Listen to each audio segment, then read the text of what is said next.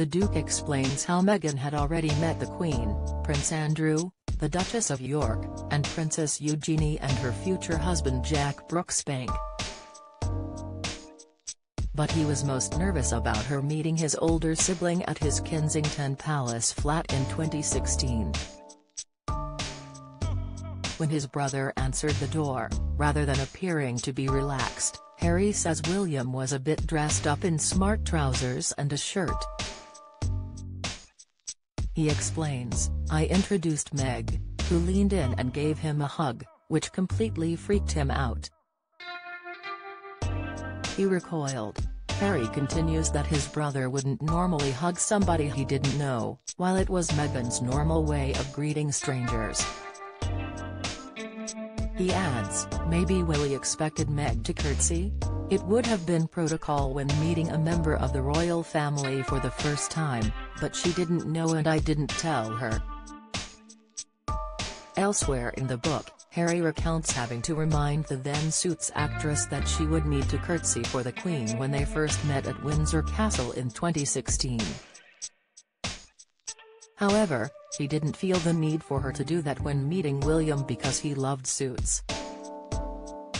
During their Netflix TV special, Meghan said she was surprised by how formal the family was in private.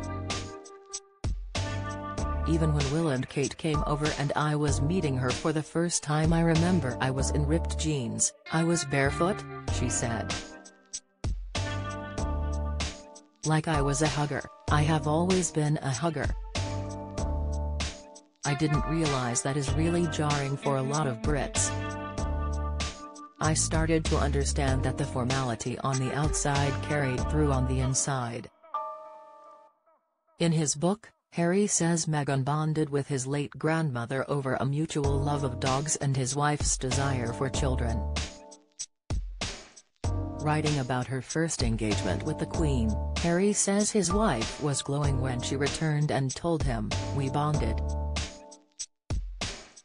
We talked about how much I wanted to be a mum and she told me the best way to induce labor was a good bumpy ride. I told her I remember that when the time came." The conversation happened a month into Harry and Meghan's marriage. 5 months later the couple announced they were expecting their first child, first to the King and the Prince of Wales, and then to the rest of the family during a drinks reception for Princess Eugenie's wedding in October 2018. Their son Archie was born at Portland Hospital on May 6, 2019, with Harry saying he doesn't remember if the couple tried his grandmother's recommendation of inducing labor with a bumpy ride.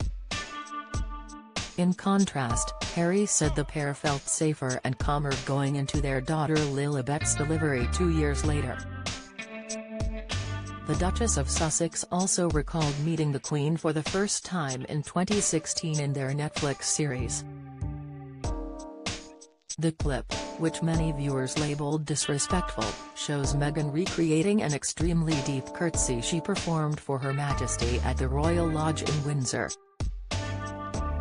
Harry's publisher said his memoir was the UK's fastest-selling non-fiction book ever, recording figures of 400,000 copies so far across hardback, ebook and audio formats on its first day of publication. Larry Finley, managing director of Transworld Penguin Random House, said, "We always knew this book would fly, but it is exceeding even our most bullish expectations. As far as we know, the only books to have sold more in their first day are those starring the other Harry Potter." Bookshops opened early but queues were sparse after days of leaked excerpts from the memoir.